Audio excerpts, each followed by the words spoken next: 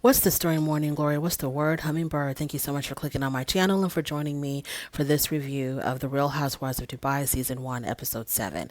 Let's get into Caroline Stanberry. First of all, the relationship between Caroline and Sergio, I just don't understand. I've been trying to figure it out and I just don't get it.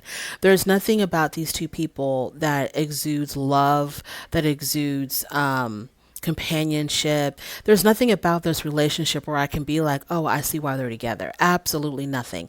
Caroline herself, she's so cold and distant, and she has like a very hard exterior that I don't understand why she would pick someone like Sergio, who is very warm, open, emotional. Some might say that, opposites attract, that she needs someone like him to kind of, warm her up a little bit, to kind of break down some of these ice cold barriers that she has around her heart. But in the meantime, while he's trying to break down these ice cold barriers and he's trying to warm her up, she's like, I don't know what the purpose of them being together is, because I feel like the relationship, and it's not just because of the chronological age difference. I feel like their relationship is so much like a mother and child, because Stanberry, I don't know how old she is. I'm assuming she's like in her 40s or early 50s, I think. She's very stoic. She's very rigid.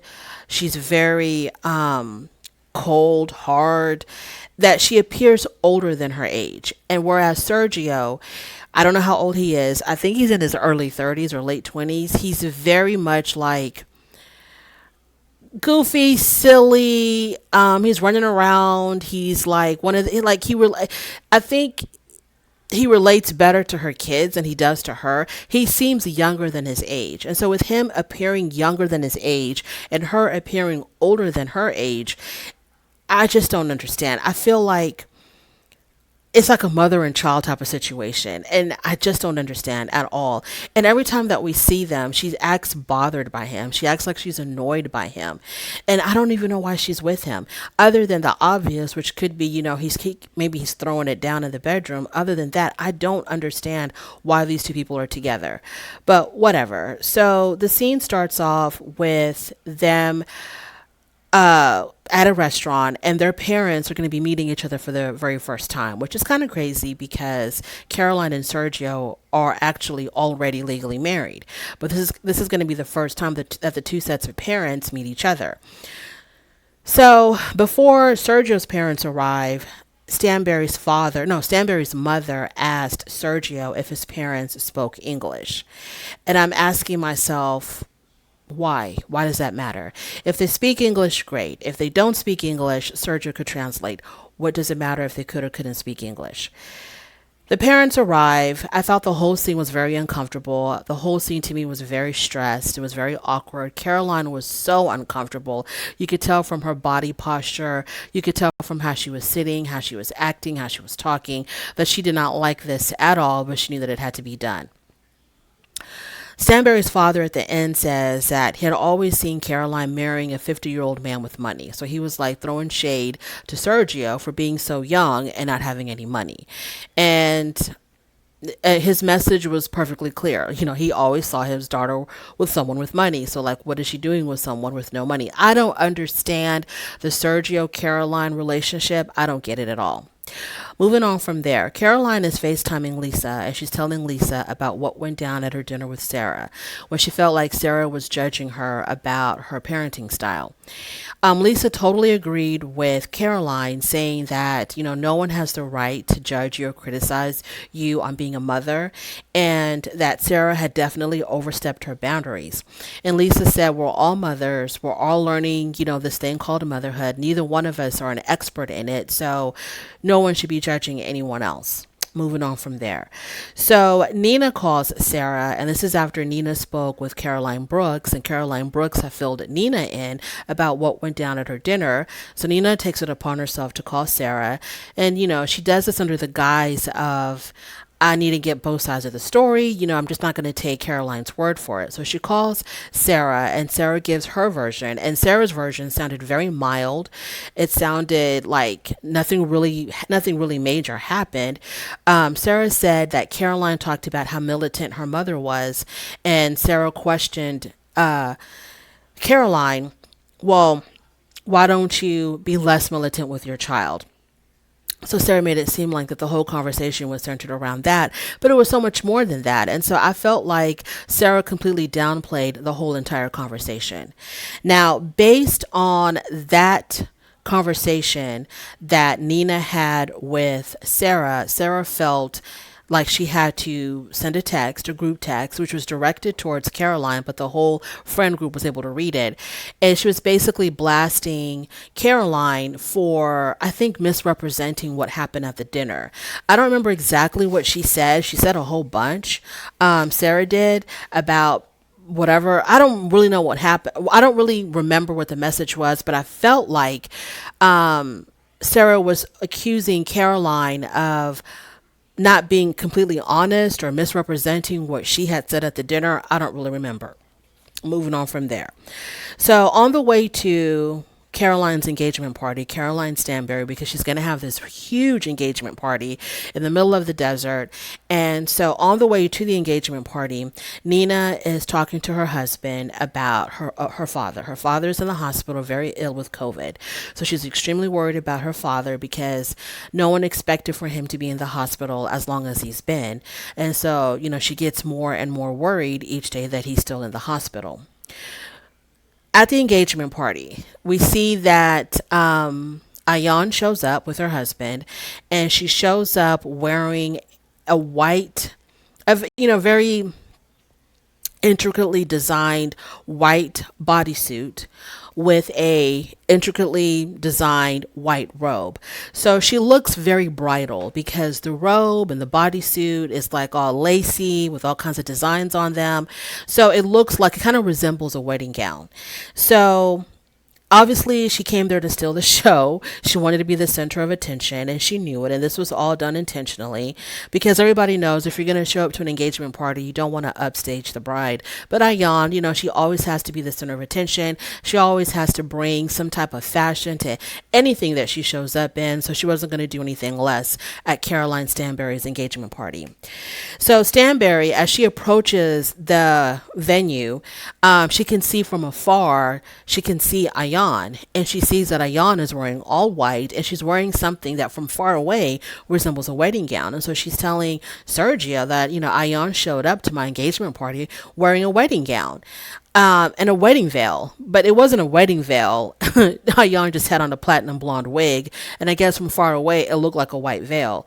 So Sergio was upset about that because he doesn't want anybody upstaging, Caroline. So they're both already heated about Ayan. When Caroline gets there and she sees Ayan, she does make it very clear to Ayan that she did not appreciate her coming there wearing something that resembled a wedding gown, and she called her out for being rude and for upstaging her. Brooks shows up and she's on a rampage. She's on a rampage because she wants to talk to Nina. She feels like that the text message that Sarah had sent to the group was based on what Nina had told Sarah about the dinner, about what Caroline told Nina. So she is really upset with Nina because she thinks that she's the cause of that text. And so she's on a rampage and she wants to confront Nina as soon as possible. So she finally gets a chance to talk to Nina. They're having a conversation one-on-one, and she's going on and on and on about how you misrepresented what I told you to Sarah. I'm having a conversation with you about what went down at my house at my dinner, and you completely misrepresented it to Sarah, and you made me look some kind of way, and I don't appreciate that. And I thought that I could confide in you, that I could talk to you, without any fear or without. I felt like I could talk to you in safety. I think that's what she said. I felt like I could talk to you in safety. So she's going on and on and on about her issues with that damn text and with Sarah and the dinner. And the only thing that Nina can think about, obviously, is her father. She doesn't care about this petty, gossip about who said what, when, where, and whatever. She doesn't really care because she's so worried about her father. And so she tells Caroline, look, I I'm not interested in anything that you're talking about right now because I've got a whole lot of other stuff going on. And Caroline was like, well, I don't care about what you have going on. I don't care about what you have going on. And I was like, wow, Caroline, that's a bit rude.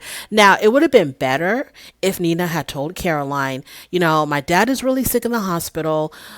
He's been in the hospital for days. We don't know when he's coming out. And so I'm so sorry. I cannot give this conversation any damn attention. But she didn't tell her exactly what she was going through. She just told her, I don't have time for this conversation. So in a way, Caroline really didn't do anything wrong or say anything wrong when she said, I don't care what you got about what you have, about what you're going through. But still, you don't know what she's going through. You don't know how severe whatever it is that she's going through. So, I felt like her response was a little bit harsh, but whatever. So Nina gets up and she leaves. She walks away from the conversation. So at the same time that Nina and Brooks were having this conversation, Sarah is talking with Ayan and Lisa about the damn dinner party at Caroline Brooks's house. And Ayan and Lisa tell her that, look, when you said to her that she should be more affectionate with her son, that came across as you judging her. You're basically assuming that she's not affectionate with her son and that she needs to be more affectionate with him. So it does come off, a little bit judgmental. And of course, Sarah doesn't see it that way. Ayan has an issue with Sarah in her unsolicited advice because Ayan herself has been at the end of Sarah's advice about being more kind. She had indicated to Ayan that she should be more kind and that she should be more like her. And she had told Ayan that I wasn't born like this. I had to work on being this way as far as like being more understanding and compassionate and kind. And she wanted Ayan to do the same. So that completely rubbed Ayan the wrong way. So Ayan really doesn't see it for Sarah. Moving on from all of that. So Brooks joins the other ladies. And when she joins them, Sarah immediately stands up and she gives Brooks this very, very long, tight hug. And in her confessional, Brooks called the hug fake. Like, she's like, that was a completely fake hug. She didn't mean it at all. Brooks was already a little bit tipsy, or some might even say that she was a little bit drunk. So Brooks and Sarah have a one-on-one conversation, and Brooks tells her that she felt judged when Sarah told her to be more affectionate with her child. And Sarah says, I didn't tell you to be more affectionate. And then they rolled back the footage, and in the footage, Sarah had said to Brooks, you need to be closer to him, which could be interpreted completely different from being more affectionate. So she was right about that. She didn't say affectionate. She said she needed to be more closer to him. So Brooks says that she sees nothing wrong with her parenting style and that she sees nothing wrong with how she was parented by her mother. And because she sees nothing wrong with how her mother raised her, she's raising her son in the same way. And so she tells Sarah, you had no right to tell me to break this generational curse. And Sarah said, I didn't say curse. I said cycle. And so Brooks says, this is our culture. This is how we do things. And Sarah said, this got nothing to do with culture. And they're going back and forth with that. Is it based in culture? Is it not based in culture on how Brooks is raising her child? They go round and round with that. And then Sarah tells her, you need to just drop it. She says, I challenge you, or I dare you. I think that's what she said. She goes, I dare you. I dare you. And Brooks is like, you dare me to what? And Sarah says, I dare you to drop this whole fake act, this whole fake facade that you're putting up. I dare you to be more real. And so then Brooks tells her the same thing. Well, I dare you to be more real. And for some reason, the producers, behind the scenes, they go, hey. Like, I don't know if they thought that they were going to start fighting or throwing punches at each other, but the producers felt the need to interrupt the scene and say, hey. And when the producer said that, Sarah looked at the producer and said, what the F is this? And then Brooks was like, exactly, what the F is this? And that's where the scene ended. So my little summary of this episode.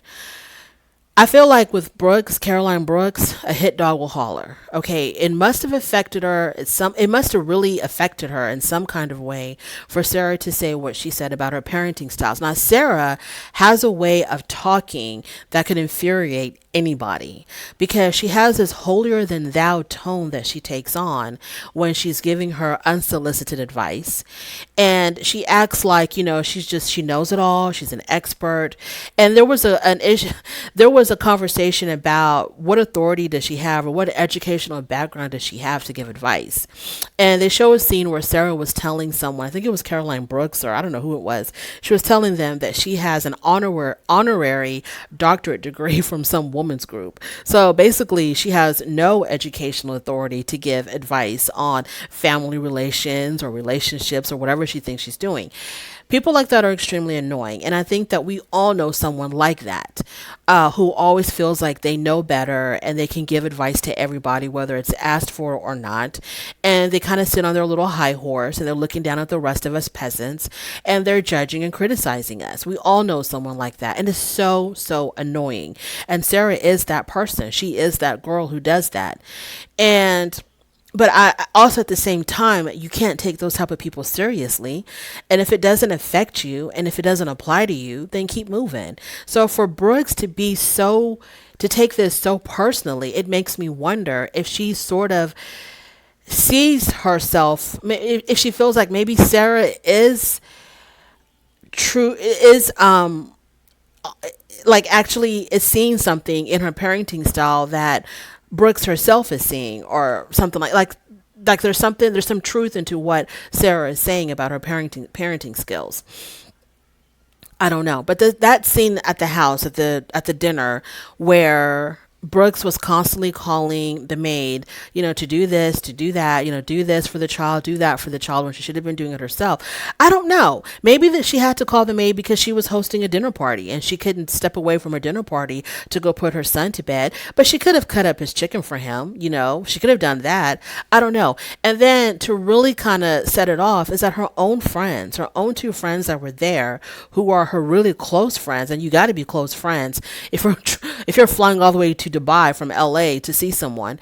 Her two close friends agreed with Sarah, and they were like, we also see what she's talking about. We've seen this in you, where you're not as close to your son, you're not spending as much time with him. Her own friends were calling her out on it. But then she says, my friends were saying the same thing, but because those are my boys, we'll get over it. My issue really is with Sarah. But why is it more with Sarah than the two guys? Because the two guys are your actual friends who have actually spent more time with you, who have actually witnessed your parenting, and probably have more authority to speak on it than Sarah does. But either way, you shouldn't talk about how someone's parenting skills are going.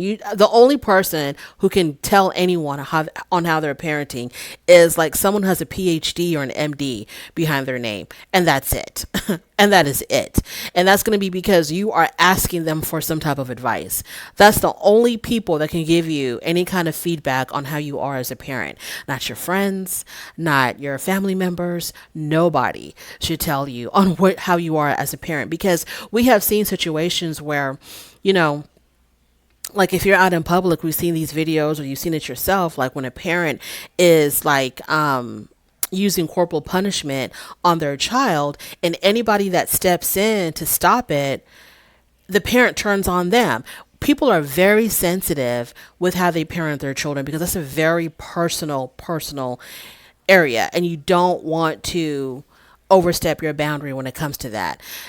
People are extremely sensitive about that, because it says a lot about who you are as a person. How you parent your children shows a lot about who you are as a person, and you feel like you're being judged as a person. So yeah, I don't think that Sarah should have said anything, because Brooks wasn't doing anything wrong. Her parenting style is just a little bit different. Should she have cut the chicken for her kid? I think she should have. Should she had, taken a few minutes to put her son to bed? I think she should have. But in that household, that's maybe because she was having a dinner party, or I don't know. Whatever the situation was, Sarah shouldn't have spoken her mind about it at all, period. Point blank, period. Sarah should have kept her mouth shut and kept it moving. But it is what it is. So we'll see what happens at the next episode. Thank you so much for joining me. I really do appreciate it. On your way out, please don't forget to rate the video. And if you like this content, please subscribe. And I'll talk to you later. Bye.